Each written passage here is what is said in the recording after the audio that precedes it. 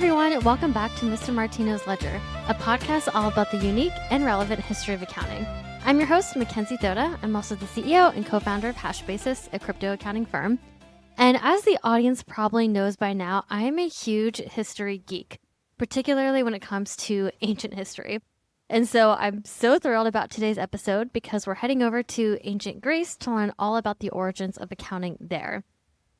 Now, my apologies that it took forever to research and record this episode is partly because there is way more source material for ancient Greece than we had for, say, ancient India or Mesopotamia, and partly because I was just personally very busy the last couple of weeks to months between month-end close, planning my husband's 30th birthday party, and then he had a company offsite that I went to.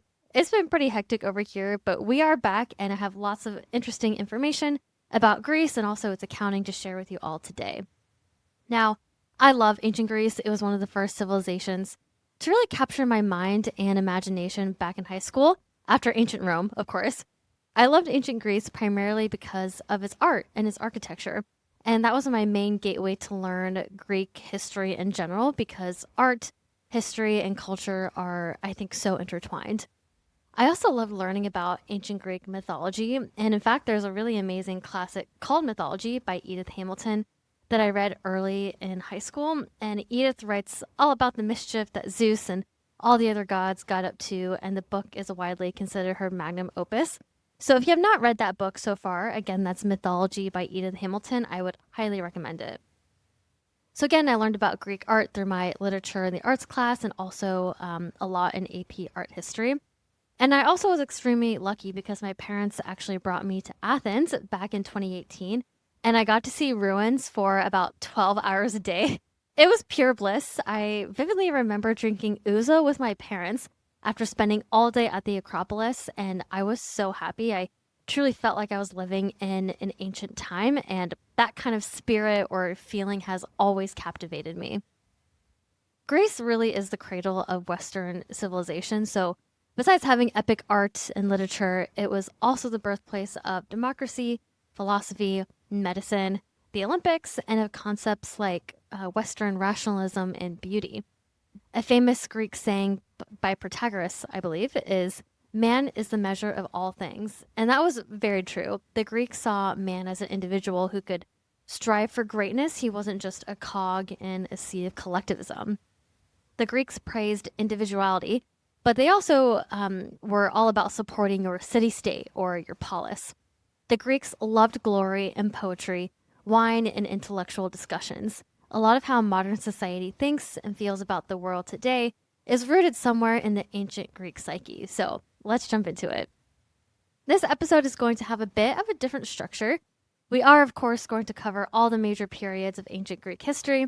And then instead of doubling back and then talking about the accounting history, we're going to talk about the accounting history and the general history at the same time. So no jumping back and forth, and hopefully that makes sense and it makes the format easier to follow along with. As I mentioned, there's just a ton of material to cover for this episode. The ancient Greeks, luckily for us, left behind a ton of source material and literature. And so this episode might be broken into two parts depending on how long I yap about ancient Greece for. All right, so ancient Greek history covers a period of about 2,000 years from 2000 BCE to 31 BCE. So 2,000 years, and that's basically the time that's elapsed from the beginning of the Roman Empire to now. Like that chunk of time was 2,000 years. So just noodle on that. The ancient Greeks, were around for as long as it's been since the Roman Empire has disintegrated. So I just think that's a really interesting way to frame this conversation and think about the depth of their history. Now, there's 5 main periods that we're going to cover, and I'll just breeze through them real quickly. The first period is the Minoan civilization. This was the earliest. So this was from about 2000 to 1450 BCE. After them, we have the famous Bronze Age civilization called the Mycenaeans, or the Mycenaean civilization. They were from around 1600 to 1100 BCE. After that, we get kind of like a Dark Ages interlude for about 300 years from 1100 to 800 BCE. So civilization kind of collapsed during this period. We're going to get into it, but just wanted to briefly mention that. And then after the Dark Ages, we have the rise of what we all now think is ancient Greece. So First, we have the Archaic period, so that's 800 to 480 BCE. After that, we have the Classical period, and so this really is the apex of ancient Greek history here. The Classical period is usually defined between 480 and 323 BCE. And then lastly, we have the Hellenistic period. That's from around 323 to 31 BCE. So really about 6 periods that we're going to cover. So again, from the Minoans all the way up through Hellenism. Okay, so let's go ahead and start with the earliest one, and this is the Minoan civilization. Now, Minoan art was my first introduction to Greek art and history back when I was taking those classes in high school. And you can consider the Minoans kind of like proto-Greeks. They actually lived on the island of Crete, which is the biggest island in the Aegean Sea. I definitely recommend pulling up a map and just looking at all the cool, like all the little islands that are in the Aegean, and you'll definitely notice Crete is the really big one. That's like more towards the south. The Minoans' largest city was called Knossos or Knossos. I've seen it pronounced both ways. That's spelled Knossos. And the name Minoan was actually coined by British archaeologist Sir Arthur Evans after the legendary King Minos and his labyrinth. And so we're actually going to get into this myth because it's a little bit wild. Bear with me, it's pretty long, but I think it's important to understand this myth because that just gives you way more insight into what the Minoans were all about. Okay, so let's go ahead and jump in. Minos was the king of Crete, and he allegedly was the son of Zeus and Europa. So, son of the gods, as they say. And Minos prayed to Poseidon, who, as we know, is the god of the sea, and he prayed to him to send a sign of divine favor. In particular, Minos wanted a magnificent white bull from the sea, and Minos promised to sacrifice this magnificent bull back to the god. And so Poseidon obliged, and he sent Minos a stunning Cretan bull. But Minos found the animal so beautiful that he ended up keeping it for himself, and he sacrificed an ordinary bull instead. And so obviously Poseidon was not happy about this. He thought he was betrayed, which he kind of was. And so classic Poseidon, or classic Greek god behavior, he took revenge by causing Minos' wife, the queen, to fall in love with the bull.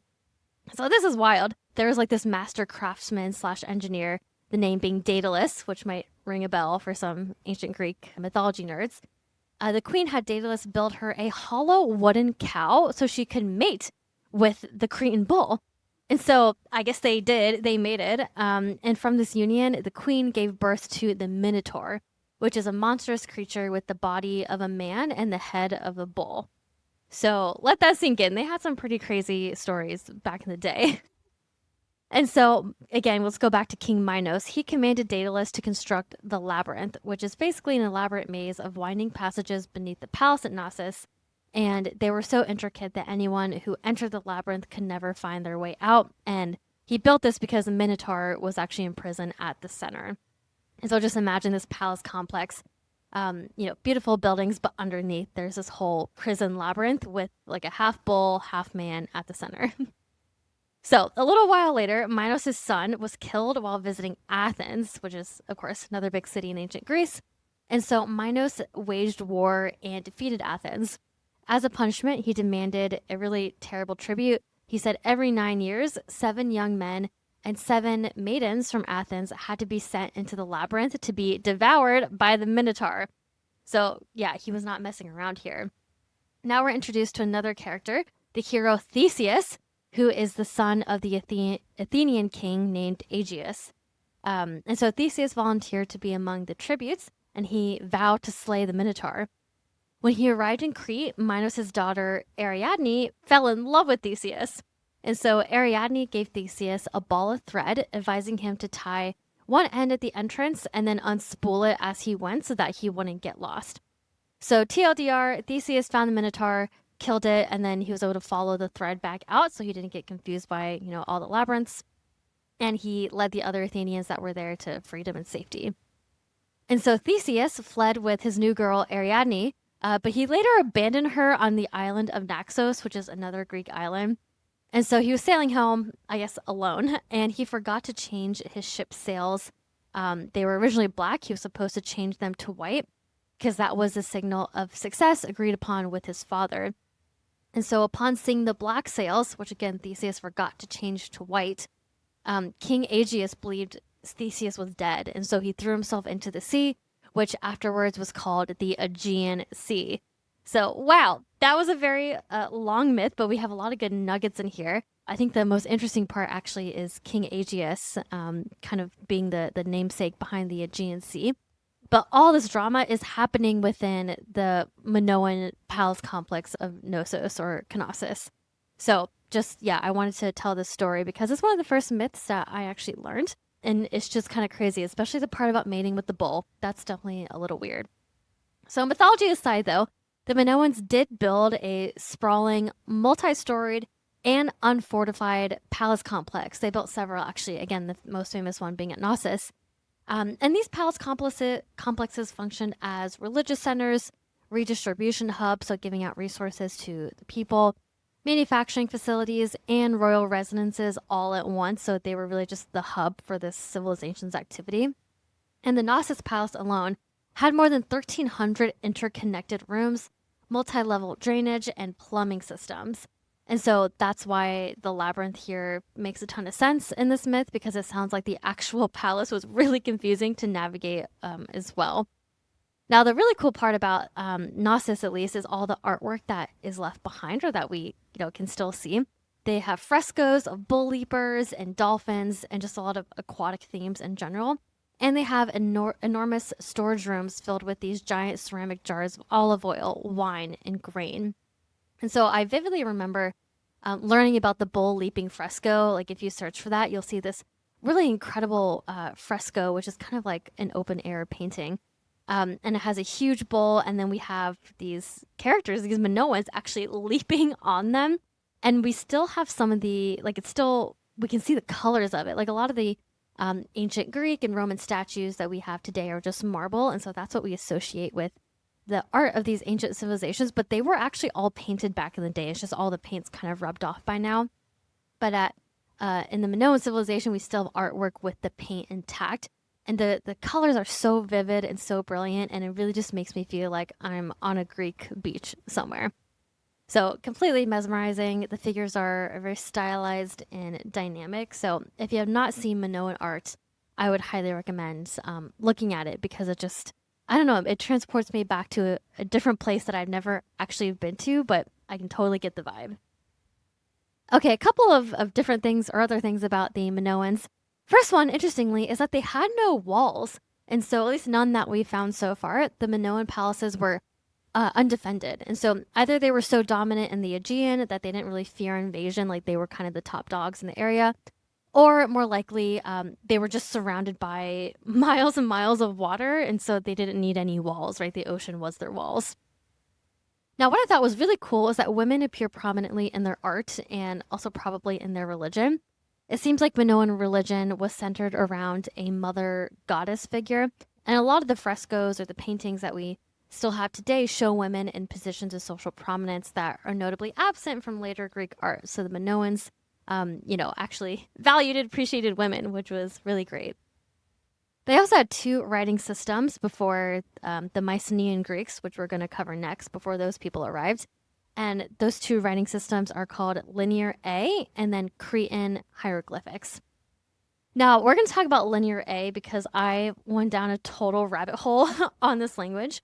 And so it's both hieroglyphic and syllabic. And the crazy thing about Linear A is that it has not been deciphered to this day.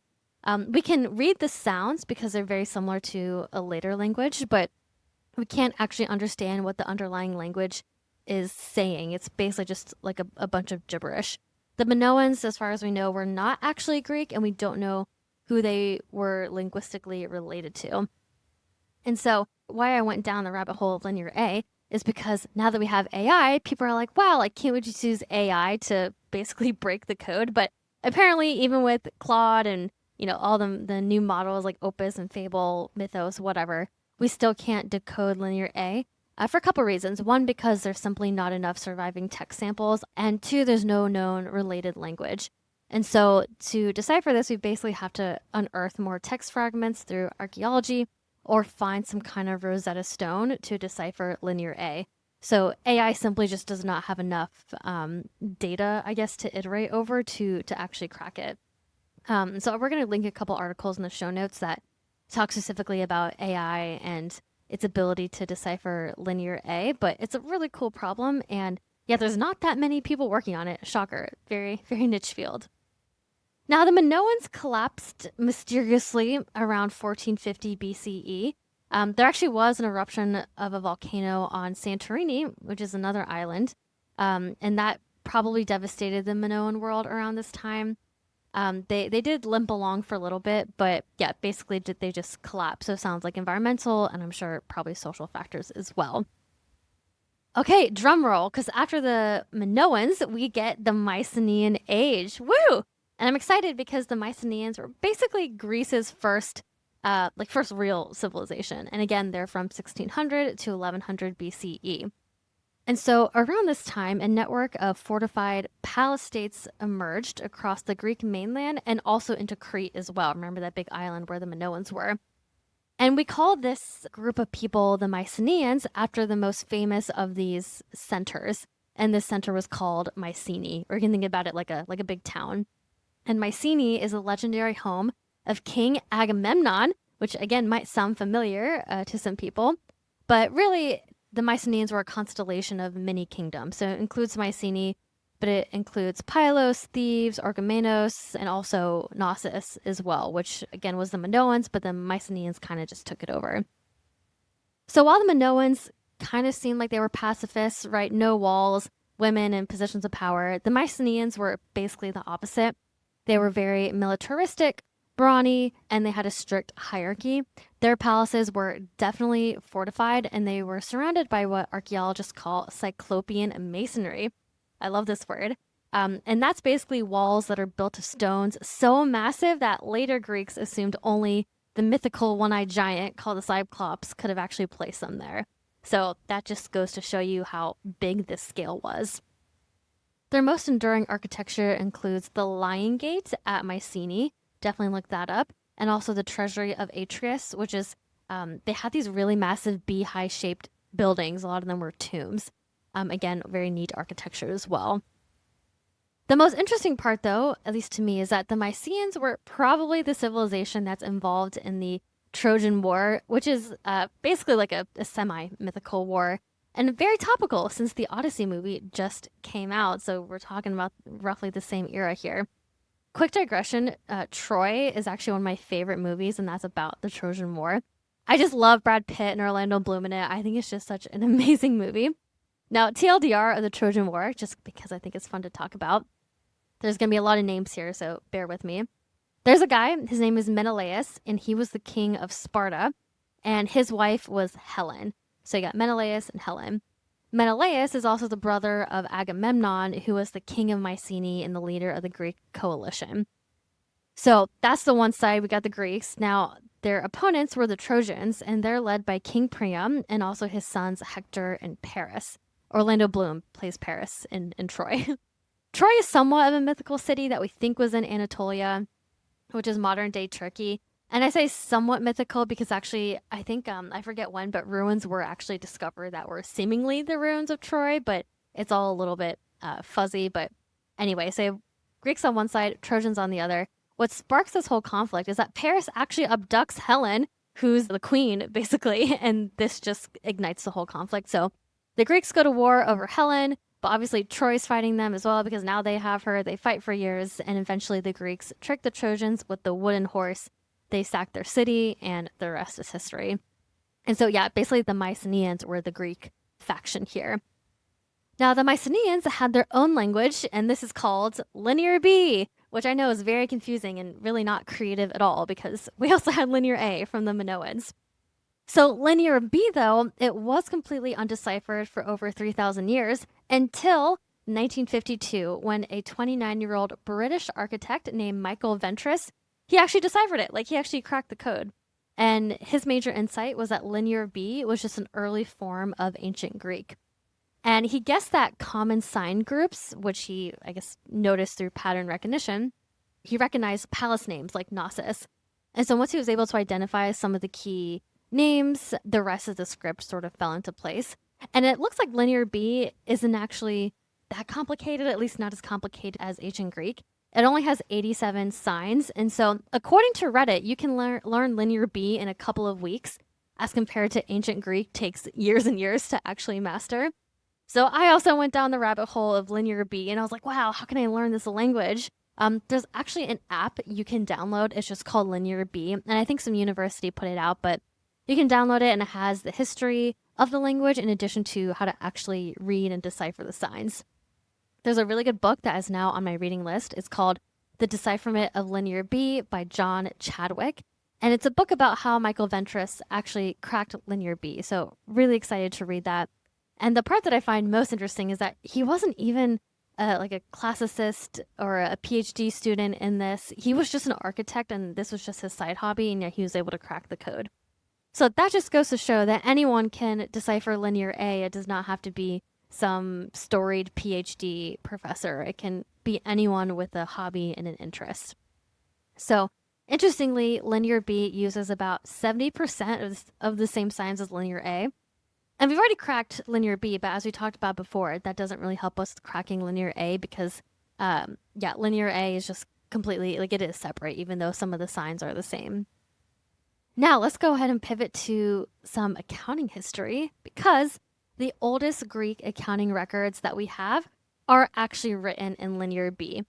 And they record things like inventory list, ration records, land surveys, taxes. So really not much of a shocker because it's basically the same as other ancient civilizations that we've looked at. And so I say oldest Greek accounting records, but that's just what we can decipher right now. I'm sure once Linear A is cracked, and I really hope it is within my lifetime, I'm like 99% sure the records that we decipher are just going to be accounting records as well, because that was what was important to people and what they needed to actually write down. But back to Linear B, the best source for Linear B tablets actually comes from the palace of Nestor at Pylos, which is in the southwestern Peloponnese, so more on the Greek mainland.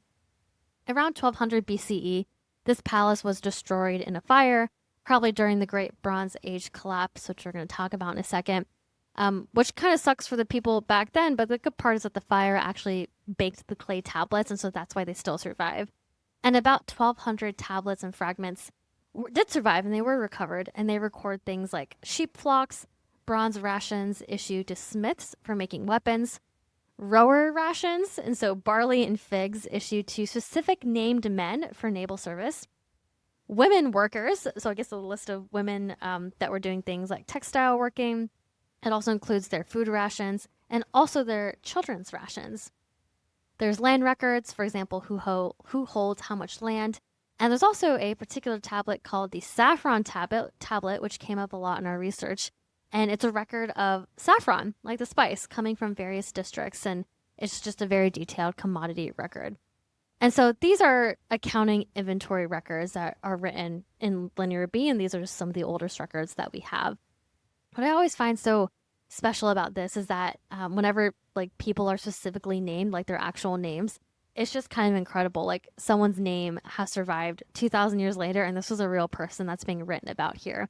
So really a cool bridge across history and a glimpse back into time. If you are curious to look at what these Linear B tablets actually look like, Cambridge has a great database, and you can search specifically for the ones from Pylon. And so really rich trove of primary resources here. I also found a really fun video about how to make your own Linear B tablets. There's an organization called the British School at Athens, and they have a whole YouTube series about this. So we'll go ahead and link that as well. All right, so that was the Mycenaeans. Love them. But then everything basically fell apart. And so this was the Dark Ages that I mentioned before. Civilization collapsed and entered a dark period from around 1200 to 800 BCE, which is about 400 years. You know, that's longer than the United States has been around by double, basically, or almost double. And so every major civilization in this part of the Mediterranean either just collapsed entirely or they were permanently weakened. And so the crazy part is historians are still not quite sure why this happens. There's not one definitive reason that you can point to. It actually looks like it could be for a variety of reasons. The first one that I found was that there was a confederation of raiders. So not quite Vikings, this is earlier than that, but similar concept. They're called the Sea Peoples. They were raiders of mysterious origin who appeared in Egyptian inscriptions, attacking the Nile Delta around 1100 BCE.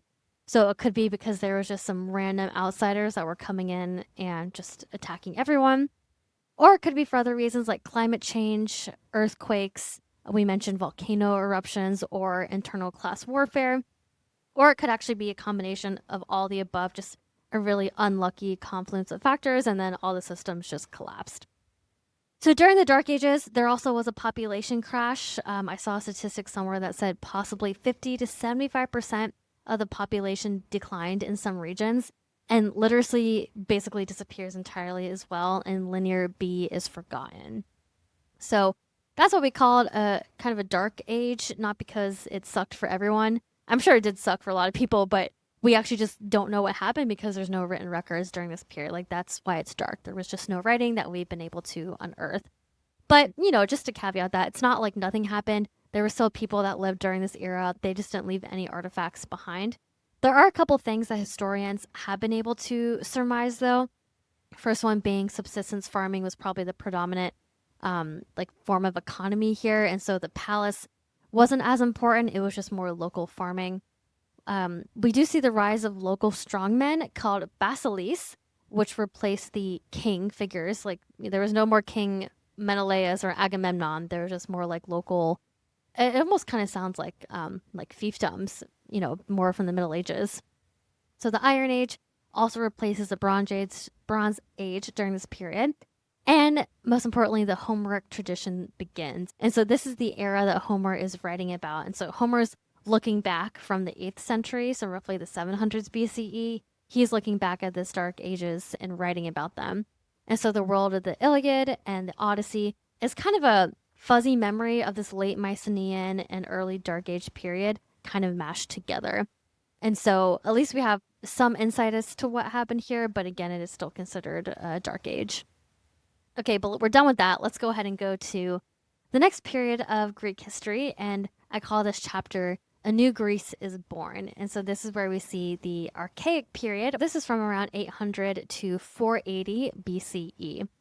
And I consider the Archaic period the startup phase of classical Greek civilization. It's not the height of classical Greece, but it had to start somewhere, and it started in the Archaic period. And so everything we associate with ancient Greece, like their alphabet, coinage, philosophy, drama, Olympics, democracy, the city-state, everything like that is either invented or imported, or at least thought about / ideated during these 300 years of the Archaic period. The central political institution that emerges here is called the polis. That's Polis. And that's usually translated as a city-state, but that makes it sound more flat than it really is. A polis was really a self-governing community of citizens, typically built around an urban center, but it also included all the surrounding farmland because, people were basically majority farmers still at this point. By the 6th century BCE, there was probably over 1,000 city-states that were scattered across the Greek world. And that includes the tiny little Aegean island communities of a few hundred families to megacities like Athens, Sparta, Corinth, Thebes, all of those. And as I said, it kind of feels like everything happened during this period, or a lot of things. So we're just going to go through all the main innovations that happened during the Archaic period, and then we'll talk about some accounting history as well. The first part is the Greek alphabet came into being around 800 BCE. And so, again, just to go back to our language timeline, we had Cretan hieroglyphics, we had linear A, we had linear B. Linear B went kaput, it was forgotten, and then we had the rise of ancient Greek now. And again, this was 800 BCE. This alphabet was adapted from the Phoenicians, which were another civilization around this period, but the Greeks made one critical innovation. They added vowels, and so this made ancient Greek way more flexible and expressive. Now, something that I thought was really funny, the earliest surviving Greek inscription is on a wine cup, of course, from the 8th century BCE. And yeah, it's actually a poem written in hexameter, joking that whoever drinks from the cup will be seized with desire for Aphrodite. So it's really the most ancient Greek thing ever, like the first writing inscription that we have is a dirty joke, basically, or like something sexual. I mean, it's so on brand for ancient Greece. Okay, after the alphabet, we have Greek colonization happening during the Archaic period. And so these people established colonies in Sicily, the south of France, the coast of what's now Libya, Spain, Crimea. And so this transforms Greece from more of a local community centered around the polis to really a Mediterranean wide one. And so this is really a harbinger of what the Romans are going to do like 1,000 years later. All right, the next innovation that we have during this period is called the Hoplite Revolution. And so a new style of warfare emerges around this time based around the hoplite. And a hoplite is a heavily armored citizen slash soldier who fought shoulder to shoulder in a tight formation called a phalanx. And so the hoplite actually had to supply his own armor and weapons, which means the hoplites were drawn from the property owning middle class. And so it created a very uniquely Greek dynamic, I think. So the men who were defending their city-states on the battlefield basically expected and increasingly demanded a voice or a say in how their city-state was run. And so at this time, we have citizenship and military service becoming tightly coupled together. And so I thought the hoplite revolution was really fascinating, especially like the new battle formations that they had now. I used to be really into ancient military history. I love ancient battle tactics and, those diagrams of how they fought at the Battle of Cannae or basically any of the wars or any of the battles during the Punic Wars are really fascinating. So this happens during the Archaic period. The next innovation is the invention of coinage. So this is great and definitely speeds along the development of accounting in this period. Now, the development of coins actually happens not in Greece, but in Lydia, which is today Western Turkey. And so the Lydians struck the first coins from electrum, which is a natural gold-silver alloy. And the Greeks recognized that this was a good idea. They were right next door, and so they adopted this technology quickly. And so coinage was really important for accounting purposes because you could first standardize the price of items, of commodities. You could denominate taxes in a currency, again, instead of items. And you could organize a profession around money. And so this is where we see the rise of banking and have concepts like lending and interest. During the Archaic period, we also had the rise of tyrants, which has had less of a negative connotation back in the ancient days as compared to now. But tyrants were populist strongmen who seized power in a lot of the city-states. And this was just growing pains because the Greeks were outgrowing their former aristocratic governments, but they hadn't quite fully shifted over to the democracy that we associate with ancient Greece today. Now, the big thing that happened during the Archaic period is called Solon's reforms in Athens. So this was around 594 BCE. Now, around this time, Athens, which was one of the biggest polises, it was in crisis. Small farmers were being enslaved for debt. The aristocracy was hoarding land, and civil war was about to happen. And so the Athenians appointed a respected aristocrat poet named Solon. That's Solon. Hope I'm pronouncing that right. And they appointed him as a special lawgiver. And so he gave Athens a package of reforms that I don't think were very popular in his day, but they did set the stage for later classical Greece to happen. So a couple of his reforms include the cancellation of all the debts. And also related, he banned debt slavery, so you can no longer be enslaved for failing to repay a loan, which is good. He also reorganized citizenship into 4 classes by income. And this was in measures of grain produced annually. And so he explicitly made wealth, not birth, the basis of political participation. You had to be wealthy enough in order to participate. It wasn't based on where you were born or what your rank was when you were born.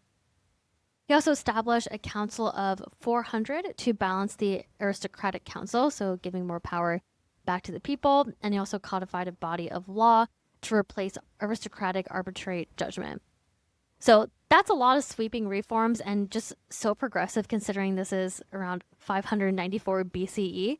Kind of crazy. And Western philosophy is born during this time. And so we have just a huge laundry list of famous philosophers. We have Anaximander, Heraclitus, Pythagoras, Xenophanes. These dudes start asking questions about the natural world that didn't depend on mythological explanations. And so this really is the birth of philosophy and also science, as we know in the Western tradition at least. So overall, archaic Greece was really cooking. They had money, they had influence across a vast stretch of fertile land, powerful leadership in the form of these tyrants slash strongmen, military might through the invention of the hoplite and the phalanx formation, and ancient Greek was the lingua franca of their day. They were exporting their culture around the Mediterranean, and so everyone was starting to speak ancient Greek. So no wonder why they are considered the cradle of Western civilization. A lot of the ideals and institutions we have today really go back to this period. And so all this development led to the apex of ancient Greek culture, which is what we call the classical period. I'm so excited. This is Greece's golden age, and this is from around 480 to 323 BCE. Okay, so we're finally here. This is when people say ancient Greece, they are basically just thinking of classical Greece. They're not really talking about archaic or the Mycenaeans or the Minoans. Who cares? We're talking about the classical Greece of the Parthenon, basically. Okay, so this section is going to be really long, so buckle up because we have a lot to talk about. So the beginning of the classical period is marked by the Persian Wars. And the Persian Wars were from around 499 to 449 BCE. At this time, Darius was the Persian emperor, and both he and his son Xerxes tried to conquer Greece. But spoiler alert, they failed. And Xerxes, okay, let me spell this for you. I was always so confused by how you say this, but it's Xerxes. What a wild name to give your child. Maybe it was popular back in the day. Obviously, it must have been. But yeah, Darius was the dad. Xerxes was the son. And we have really famous battles that come out of this war. One of the most famous ones is called the Battle of Marathon. That was in 490 BCE, where there was only around 10,000 Athenians and they had some allies, and they ended up defeating a much larger Persian invasion force. And so in this battle, the Greeks were definitely the underdogs here. The Persians already had this big sprawling empire, and the Greeks kind of, they went above and beyond. Second famous battle that I want to mention is the Battle of Thermopylae. That was 480 BCE, where there's 300 Spartans under Leonidas, and he held the pass of Thermopylae against the entire Persian army for 3 days. So the Greeks pulled up, they rose to the occasion, and they defeated this huge empire. So I particularly love the Battle of Marathon because it includes the legendary story of Phidippides. Hope I'm saying that guy's name right, but he supposedly ran from Marathon, which is a city in Greece, to Athens to announce the victory of the Greeks over the Persians.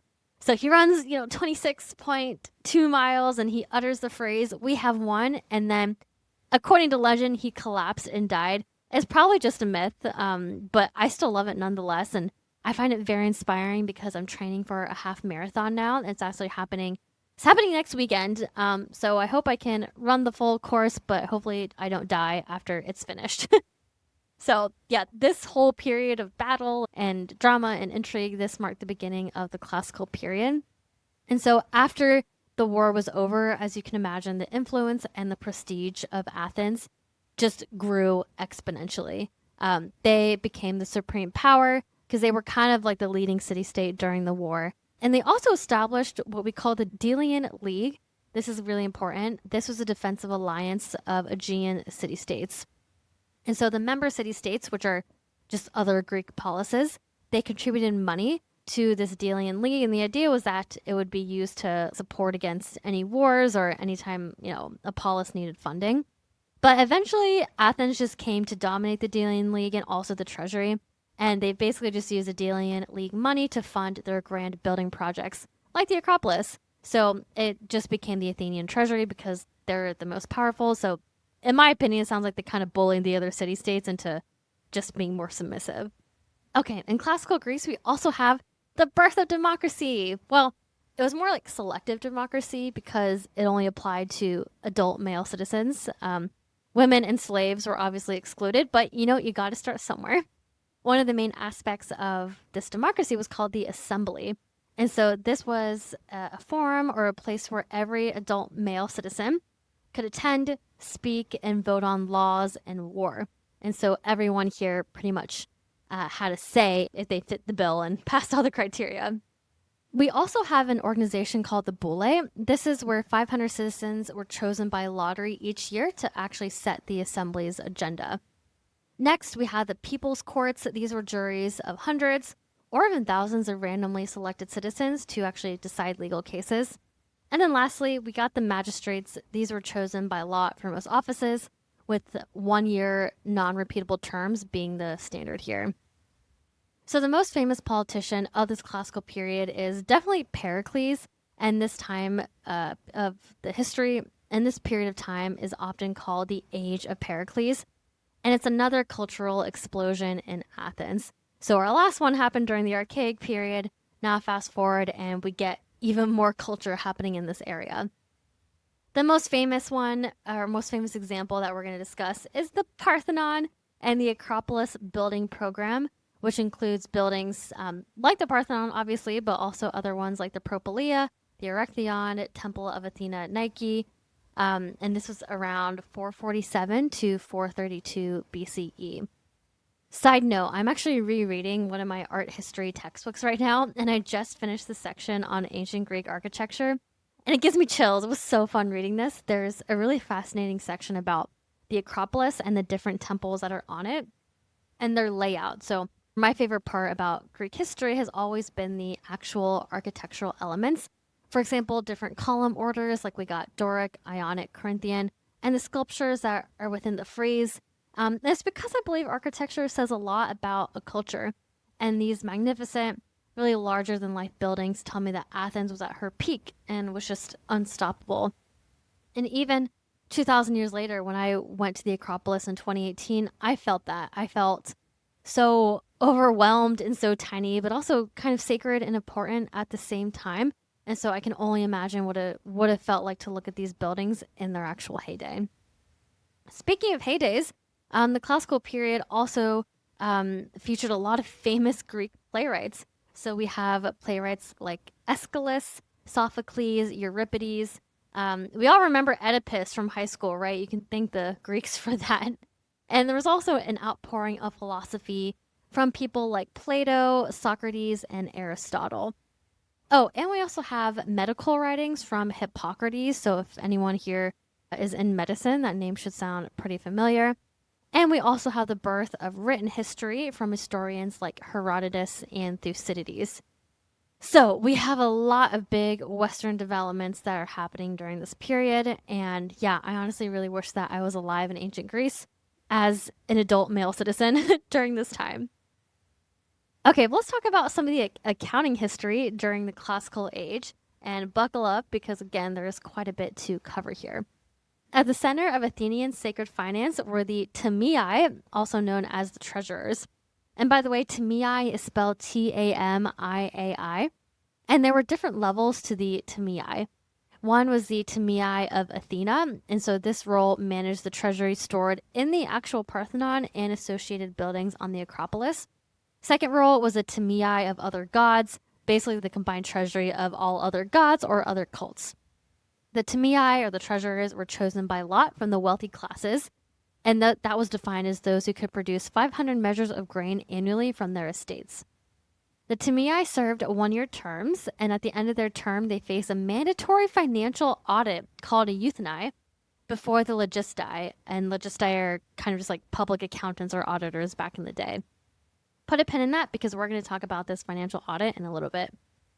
What's amazing is that every year these Athenian Tamiae had their accounts, like their books, carved into marble stelae, which are stone slabs, and they were erected publicly on the Acropolis where any citizen could walk up and read them.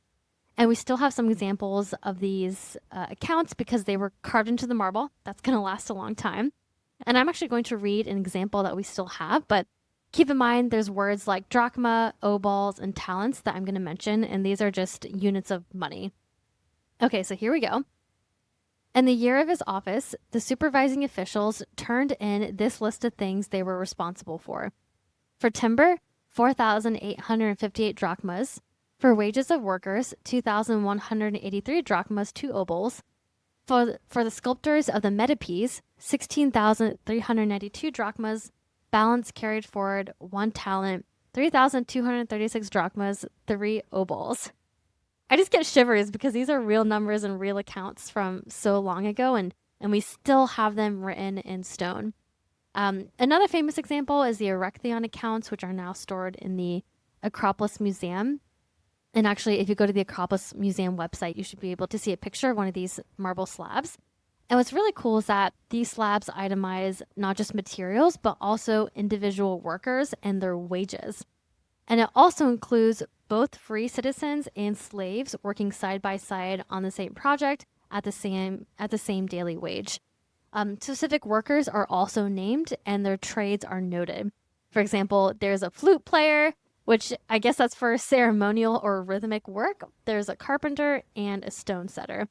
So this is just early project accounting written on a huge stone slab. So very cool that we still have examples of this. Now we even have a famous example of forensic accounting in classical Greece. And so we're going to discuss the story of Demosthenes and his inheritance fraud. So woo, let's go. In 376 BC, a wealthy Athenian named Demosthenes the Elder, he was a sword manufacturer with a significant estate, he died. And he left behind his 7-year-old son, whose name was also Demosthenes. And this Demosthenes the Younger, he would grow up to be the most celebrated orator of the ancient world, probably only second to Cicero.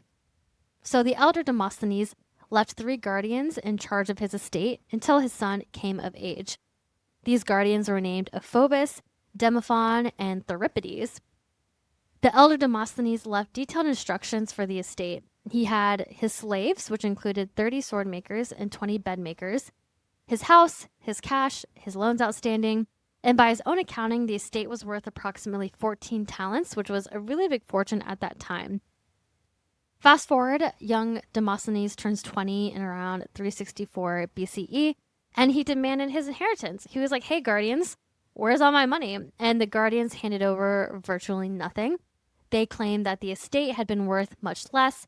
And of course, they had various excuses like, oh, the assets had been sold at a loss, or the workshops had deteriorated, or the loans had gone bad, or whatever. And as you can imagine, Demosthenes was furious. And because he was, the greatest orator of antiquity, he decided to prosecute them personally. Because as we mentioned above, there were courts and judges where you could do this. And so he wrote and delivered the speeches called Against Ephobus 1 and 2, and also Against Onator 1 and 2. And so these speeches are very detailed. We still have them, and they are essentially forensic accounting documents from 364 BCE. Demosthenes walks through the estate item by item. This includes the value of each workshop, the annual revenue from each operation, the market rate for the slaves, the income the guardians should have generated from the cash being invested at the going 12% interest rate. That's really high. I wish my high yield savings account was 12% instead of 3.75. And so he calculates how much money disappeared or that the guardians allegedly took. So we actually have a sample passage from one of his orations. And so I'm going to go ahead and read that out to you now. And I'm going to mention another unit of money. It's called the minae. So if you're wondering, that's what that is. All right, quote. There was a sword factory employing 32 to 33 slaves, each worth 5 to 6 minae. They brought in a clear profit of 30 minae per year. There was a sofa factory employing 20 slaves, mortgaged for 40 minae, but producing a net profit of 12 minae a year. There were cash assets of a talent on deposit with Xuthos, 4 talents, 70 minae out on maritime loans, 800 drachmas deposited with Passion the banker. So sounds to me like a balance sheet, but in a narrative form. And this was from 364 BCE. So Demosthenes is considered the original forensic accountant. So he is one of my favorite guys. And as you can tell, he's calculating some sophisticated values. For example, asset values like the slaves, the workshops, the return on capital. So what the operations should have produced annually. Interest income, again, cash deployed at 12%, lost profits. And so he won some of the cases, but he lost some. Unfortunately, the guardians had friends in high places, but lucky for us, the speeches do survive. And they're one of the richest windows into how a 4th century Athenian thought about accounting for an estate. Again, we'll put a link where you can actually read some of Demosthenes' some of his, I guess they're lawsuits is what you would call them. All right. We mentioned this in the quote. We said Passion the banker. Passion is actually a name. And so there were banks in ancient Greece, and these were actually called the trapezitai. And that's actually spelled Trapezitai. And they do sound a lot like modern banks. They performed a lot of the same functions. The most obvious one being deposits. They took deposits of coined silver and kept accounts for depositors.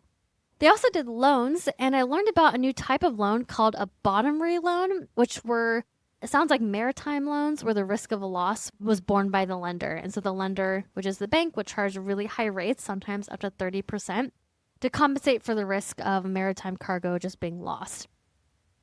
Banks also performed money changing, so converting between different city-states coinage, which really required some sophisticated knowledge of weights, purity, what all the different city-states, like what their coinage were.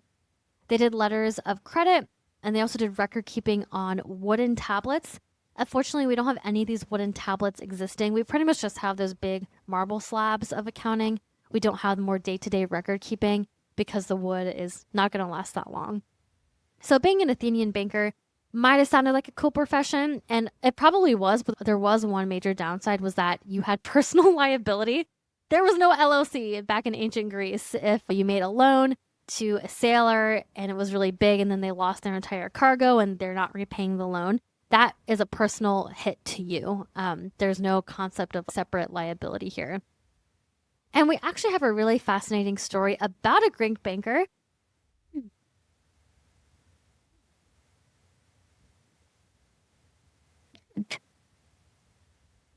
And we actually have a really fascinating story about a Greek banker. And our friend Demosthenes is coming back as well. And so around 400 BCE in Athens, there was a bank owned by two men. They were named Archestratus and Antisthenes, and they employed a slave named Passion to run it. Passion is the guy that we mentioned earlier from the other Demosthenes story. And it's spelled P-A-S-I-O-N, by the way, not 2 L, so maybe I'm just saying it wrong. Maybe it's like Passion or something like that. I don't know. Anyway, over years of working at this bank, Passion became so skilled, trusted, and his operation was so profitable that Archestratus and Antisthenes did something that was basically unthinkable back in this day. They freed him and they gave him the bank. He's no longer a slave, and they set him up for success. And so he became extraordinarily wealthy and successful. His clients included other wealthy Athenians, foreign merchants, Athenian generals, and he became so well regarded and very civic minded. He did a lot of donations to the city that Athens granted him citizenship. And this was very uncommon, a freed slave actually then becoming a citizen. That almost never happened. I also found a really cool nugget from Wikipedia, so take that with a grain of salt, but he had a wife, Archippe, I guess that's her name. She helped him run the bank, and according to Wikipedia, Archippe was thoroughly conversant with the banking business. She had access to the bank's records and detailed knowledge of his complex operations, and was evidently involved in his business. So good for her. We got a little husband-wife, ancient Greek banking business happening here. By the time Passion died around 370 BCE, he was probably the richest man in Athens. So talk about a rags to riches story. And his estate included, obviously, the bank, a shield factory, extensive real estate, and also a lot of cash. But there was a lot of drama with Passion dying, and so we're going to get into that.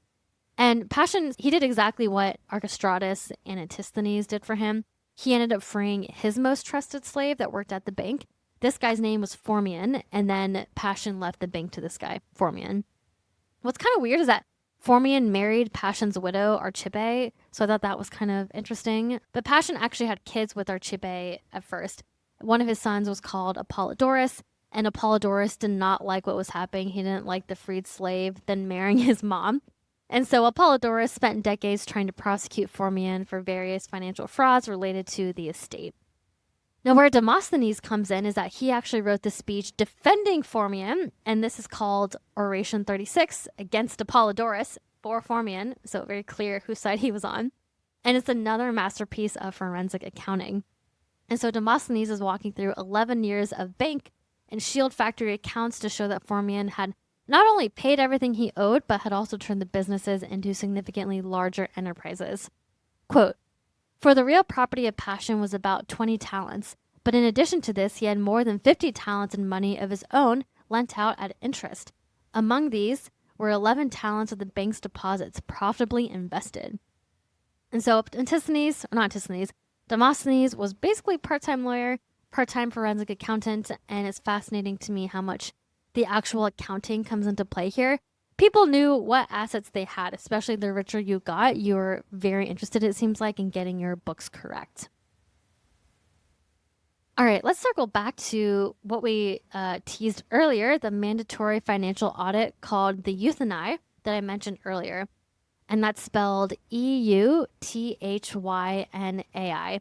And just to get it out of the way, the Euthyni here has nothing to do with the English word euthanasia. I also thought it was super weird how close the two words seem to be, but it's just a language coincidence. They have nothing to do with one another, so don't think that this is like really weird what we're talking about. So in Athens, every single public official, for example, every magistrate, every treasurer, every general, every priest who's managing sacred property, they were required at the end of their term, which is typically 1 year, to formally give account of their actions. And so this process was called the Euthyni, which translates as straight or direct, so essentially a straightening of their accounts. The Euthyni, or the financial audit, was a two-stage process. Stage one was the actual financial audit before the logisti, and the logisti were a board of 30 citizens chosen annually by lot. Their job was to receive and examine the financial accounts of every outgoing magistrate, so this is happening at the end of the 1 year terms. They verified the money received, the money spent, money returned, and if the numbers didn't add up, bad stuff happened. The magistrate was punished in some way. That was only stage one. Stage two is called the conduct audit before the euthanoi, different from the euthani. This is the euthanoi now. And so even if the books were clean, the euthanoi, which were a body of 10 citizens, also chosen randomly by lot, the euthanoi received private accusations from any citizen who felt wronged by the official's conduct in office. And so the euthanoi assessed whether the charge was serious enough to go to court. And literally any citizen, not anyone, I think you had to be a citizen, you could bring a charge against any of these magistrates or priests or officials that you felt had done something shady, even if they had already passed their financial audit. So there was recourse here. And so Aristotle, like that Aristotle, the famous one, actually talks about the system extensively in this work that he wrote called The Constitution of the Athenians and in another collection called Politics. So he says, quote, "The council also elects 10 auditors, logisti, by lot from its own members to audit the accounts of the magistrates for each peiritini." As an aside, peiritini is just a period of time in ancient Athens. They also elect one examiner of accounts by lot from each tribe with 2 assessors for each examiner, whose duty it is to sit at the ordinary market hours, each opposite the statue of the eponymous hero of his tribe. And if anyone wishes to prefer a charge on either public or private grounds against any magistrate who has passed his audit before the law courts, within 3 days of his having so passed, he enters on a whitened tablet his own name and that of the magistrate prosecuted, together with the malpractice that is alleged against him. He also appends his claim for a penalty of such amount as seems to him fitting, and gives in to the record to the examiner. The latter takes it, and if after reading it he considers it proved, he hands it over, if a private case, to the local justices who introduce cases for the tribe concerned. While if it is a public case, he enters it on the register of the Thematitai, which is a special group of Athenian citizens. Then if the Thematitai accept it, they bring the accounts of this magistrate once more before the law court, and the decision of the jury stands as the final judgment. End quote. So that was kind of a long quote, but it's basically saying even if the magistrate passes the audit, anyone can go to the euthanoi and say, I have something against so-and-so magistrate, here's how he wronged me, and this is how much money I want for it. And then it either is settled right there and then, or it actually goes to court and final judgment is delivered there. So pretty cool that they have those concepts and that type of recourse back then. As a magistrate, if you failed your euthanai, which is, again, the financial audit, they were real consequences. So they go from less severe to most severe. So there were fines. There's also the denial of the right to hold future office.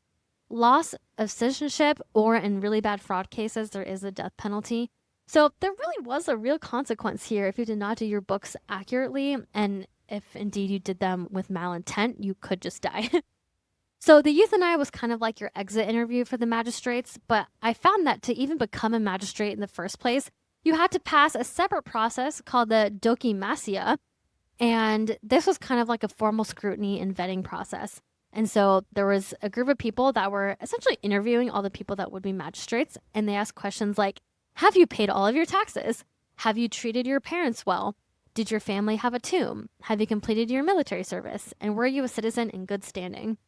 So they're asking all these questions to assess whether this person would be a good fit to serve as a magistrate. And interestingly, I found out that when someone was serving in a public position, it was an unpaid position. So they actually were not making any money.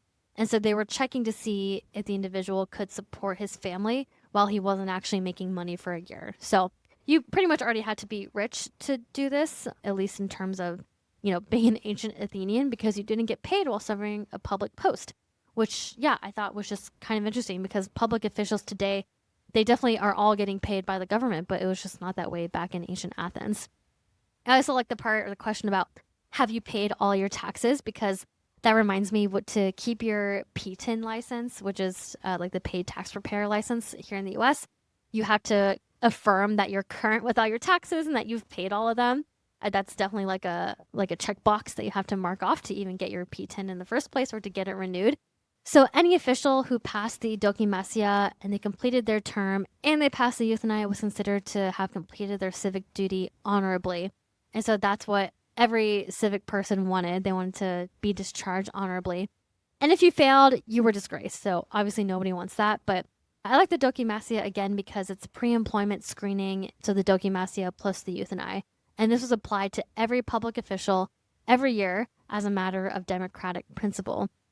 So translating this to modern terms, it kind of reminds me of when you give a background check for an employee or you do the I-9 verification. And then when an employee quits or leaves, there's usually some kind of like post-exit interview or something like that. So very similar. The Athenians also had an abacus, aka accounting board. And so the world's oldest surviving counting board is called the Salamis tablet, which is a large slab of white marble, which was discovered on the island of Salamis in 1846. We're not going to go into detail on this because we actually already covered this in our history of the abacus episode. So if you're really curious to learn about ancient Greek abacus devices, definitely go ahead and listen to that episode. You'll get a lot more detail about that there.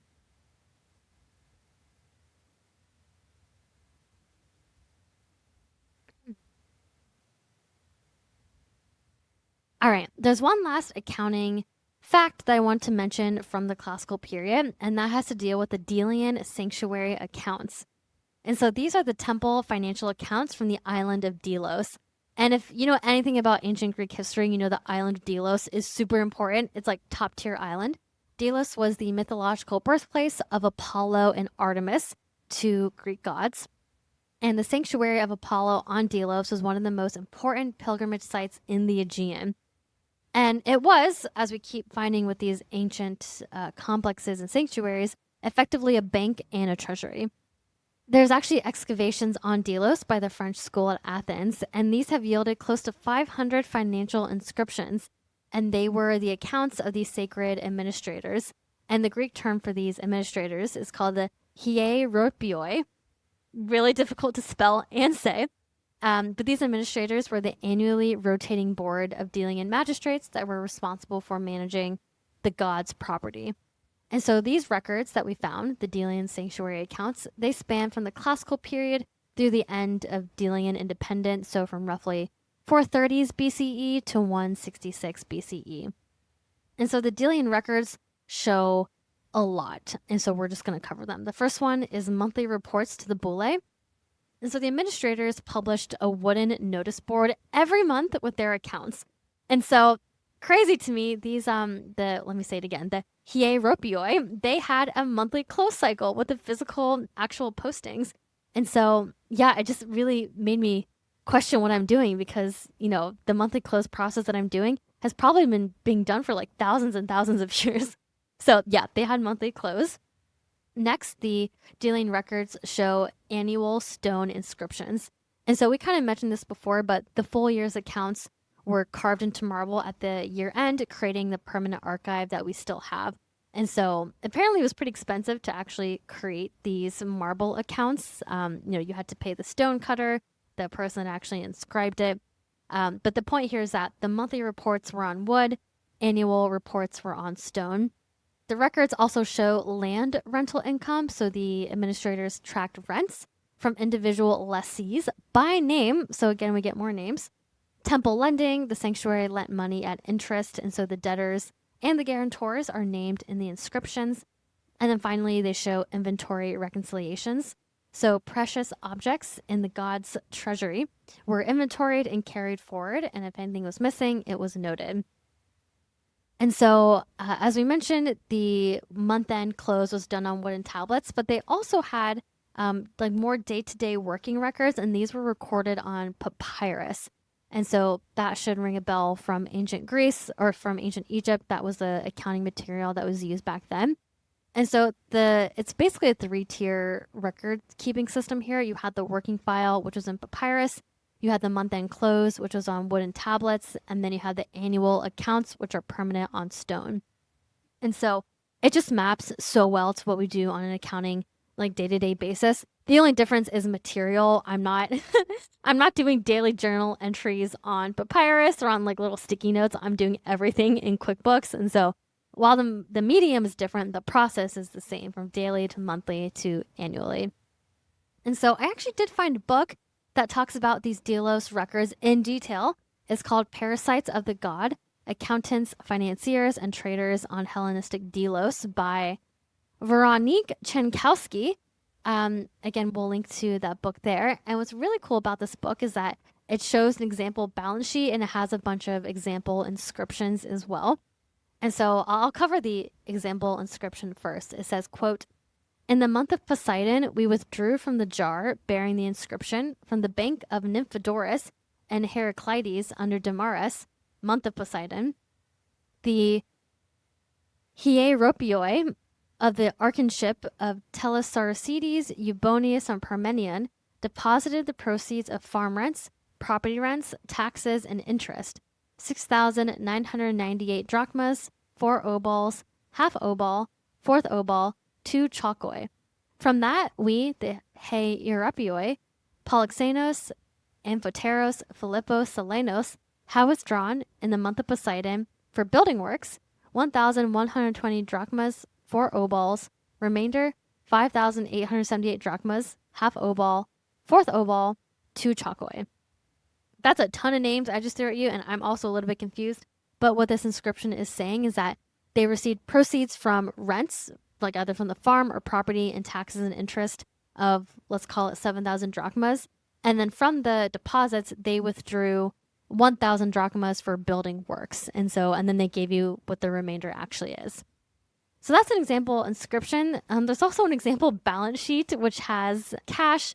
It shows other amounts deposited in public funds. And then it has withdrawals. And this is so funny. One of the withdrawals is for flute players' wages. And apparently the flute players were paid a total of 3,470 drachmas, which is more than the withdrawals for building work. The building work was 3,160 drachmas. And so that's so funny because, the flute players must have been a very valued service back in the day. So, definitely recommend looking at that book. If anything, download a sample. That's what I did because I think it's 400 pages or something, but it still gives you a pretty good idea of these Delos accounts. And it's just fascinating that we can glimpse the culture of the Delians through their remaining account books. Now, that's it for the accounting history of classical Greece, because unfortunately, you can't be on the top forever. Classical Athens does eventually end. Athens comes crashing down, and this classical period finishes. And this is mainly due to the Peloponnesian War that happens in around 431 to 404 BCE. The conflict that marked the beginning of the classical period was the Persians versus the Greeks. And now, at the end of the classical period, it's Greek versus Greek, right? You have Spartans versus the Athenians, which is really sad. The Athenians lost. And so in addition to warfare, at this time, there was a really big plague going around. We're still not sure what it was, but candidates include typhus or smallpox. And so basically the classical period just ends and Athens is no longer at the height of its glory. They're not completely dead. It's not like it's a dark ages or anything. We call this a silver age, but they are not dominant like they were before. The last period that we're going to cover in Greek history is called the Hellenistic period. And you might have heard the term Hellenism. It's referring to this period of time, which is roughly 323 to 31 BCE. And so even though Athens is no longer dominant, Greek culture does go global during this time. So it really is a win for ancient Greece. And as I said, this is the last major period to cover. And this period of history doesn't even, to be honest, it doesn't even feel that great because it's so like overshadowed by Alexander the Great. Like that's the main character in this Hellenistic period. Okay, but let's orient ourselves first. Look at a map. Athens obviously is what we consider typical Greece, but if you look north of Greece, there's a small kingdom called Macedon. And it's not properly Greek, but still within the Greek sphere. But yeah, Macedon is where this story of Hellenism really centers. Now, in 359 BCE, there's a man named Philip II, and he became the king of Macedon.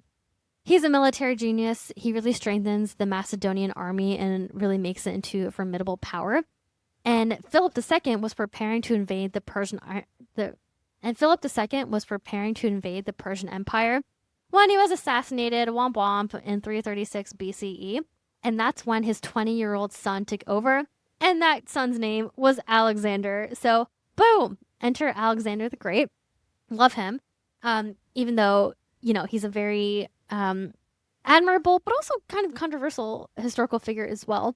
I won't really go deep into Alexander's history because that would be a lot, but TLDR, he conquered the entire Persian Empire, plus Egypt, all the rest of Greece, and parts of Central Asia and northwestern India. Unfortunately, he died when he was only 32 in Babylon. He was actually on his way back home because the soldiers were like, I'm done with this adventuring. I just want to go back home. And if you are interested in learning more about Alexander the Great, I highly, highly recommend Dan Carlin's hardcore history series called Mania for Subjugation. It's hours and hours long. It's an audiobook, but it's all about the rise of Alexander and his early life, like his early campaigns. It is so good, as anyone who listens to this show knows. You know that I love Dan Carlin. He's just the best historical storyteller of all time. And in addition to doing a series about Alexander, like his early years, he did a series about Alexander's mom, Olympias. I have not listened to it yet, but it is on my list, and she was a very interesting character as well. And so Alexander the Great essentially spreads Greek culture across most of the known world. As I mentioned, ancient Greek is the lingua franca, but Greek culture is now going to the east and making its way all the way over to India. So yeah, talk about globalization there. And so we get these big Greek-style megacities during this time, especially after Alexander's death. We get Alexandria, Antioch, Pergamon, and we actually do have some accounting documentation from this period. The example that we're going to discuss today is called the Xenon Papyri. Love the name because it reminds me of Xenon from Disney Channel, different Xenon. But in the late 19th and early 20th century, archaeologists dug up hundreds of thousands of papyrus documents in Egypt, and among them was the Xenon Papyri. And so this is a massive archive of about 2,000 plus documents from the 3rd century BCE, so squarely within the Hellenistic period here. Xenon, his full name is Xenon of Konos. He was an agent, secretary, and estate manager for a high-ranking Ptolemaic official named Apollonius, who served as finance minister to Ptolemy II, whose nickname was Philadelphus. So that was a lot of names. Let's review that. Xenon was the estate manager for Apollonius. He was an official. And then Apollonius was an official to Ptolemy II, who's kind of like the king of Egypt. I don't know if that's the right way to describe it, but he's like the ruler of Egypt during this period. Now, Xenon ran Apollonius's private estate in Philadelphia, which I did not know there was another Philadelphia, but Philadelphia in Egypt was named after Philadelphus, who was Ptolemy II. And so Xenon ran Apollonius's estate, and he managed just aspects of his broader business affairs. I'm going to do a quick digression here. So let's go back to Ptolemy II, whose name is Philadelphus. Philos means love, and Adelphos means brother or sibling. And so Ptolemy II was called Philadelphus because he married his full sister. like not even a half sister or something, like his full sister. And so that is so crazy to me. Yeah, but apparently, like it was a big taboo to marry your full sibling back in ancient Greece, but it was not taboo in ancient Egypt. You had siblings marry each other all the time. And so I think they probably did this to like be more like pharaohs instead of more Greek. But anyway, I just thought that was so crazy. Like not only the Philadelphia connection, but just why Philadelphia is like why he was called that. So anyway, let's go back to the Xenon papyri though. And so this archive is massive. It contains accounts of income and expenditure for the estate of Apollonius, broken down by month and by category. It includes inventories of livestock, equipment, grain, oil, and wine, letters negotiating prices, chasing debtors, ordering supplies, petitions from workers complaining about wages. So another labor grievance. I believe we had one in our ancient Egypt episode as well. And there's legal documents and loan contracts. And so Xenon just seems very prolific, or at least his scribes were. It seems like he wrote down every single thing that was happening on Apollonius's estate. An example papyrus inscription that we have from the Xenon papyri says, quote, year 31, Hathor 12, which is January 5th, 254 BCE, in Philadelphia, a notification to Alexandros, chief policeman from Antigones of Macedonian, of the troop of Nicanor, I have lost a white female donkey which escaped from Nicias by night, which the value is 80 drachmas, end quote. While the names at the beginning are very confusing, essentially a dude lost his donkey and Xenon recorded it. So not exactly an accounting document, but it does say the value is 80 drachmas, so that donkey did have a value assigned to it. So that's all we got for Hellenism, but I just wanted to wrap it up with the final scene in ancient Greek history is when Greece gets absorbed into Rome, and then the rest is ancient Roman history that we're going to cover on the next episode. But that's basically a wrap. That was a lot of talking about ancient Greece from the Minoans all the way up to Alexander the Great. And this episode felt really special to record and research because we just know so much more information about the Greeks than we do other earlier civilizations. And just personally, growing up in America, I learned way more about ancient Greece than I did maybe about ancient Egypt or ancient China. And it's really cool to see how our Western ideals really came from this group of people that lived 2,000 years ago. It really all started with them. So lastly, let's talk about our main takeaways from the episode. I've got a couple of them. The first one is the Greeks were really into public accountability, as evidenced by the mandatory audits and also the financials carved into stone. I mean, just imagine having to handwrite your balance sheet in stone every year, especially if you were doing temple accounts or temple accounting. We really have it pretty easy with spreadsheets, and now AI can just like do our work for us. I really have a big appreciation for all those ancient accountants. My next takeaway isn't really an accounting one, but it's just an appreciation for how much classical Greece really popped off. Like we got democracy, huge building programs like the Acropolis, all the temples. We have philosophy, medicine, coinage, and developments within warfare and the military. And so these people were just, it really is so inspiring. It's like, wow, I wonder if people are going to view America and Americans the way that we view classical Greeks. I'm not so sure. My next takeaway is that temples doubled as sophisticated banks and lending facilities. And so accountability was also taken very seriously here because this is sacred money. It wasn't just any money or any land that was being accounted for. It was money of the gods, and the Greeks took that very seriously. And then my last takeaway is that Alexander the Great, our guy, he inadvertently exported Greek culture to the rest of the known world, particularly the Eastern world, which was very cut off from the Mediterranean. And Alexander wasn't even Greek. That's like the funniest part. He was Macedonian. So the Greek culture was definitely alive and well in the Roman era, thanks in massive part to Alexander the Great and also proximity. But yeah, there was just a lot cooking during this period of time, and it's really special being able to research it. So, all right, thank you so much for listening. I know this was a long episode. We have one last civilization to cover in season 1, and that is ancient Rome. I am so excited. I really could not be more thrilled about this. This is like my crowning glory is to research this next episode. So bear with me. It'll probably take me a while to research this one. I have a lot of PhD papers that I want to read, like the full papers. So it'll happen though, I promise. And until next time, thank you so much for listening.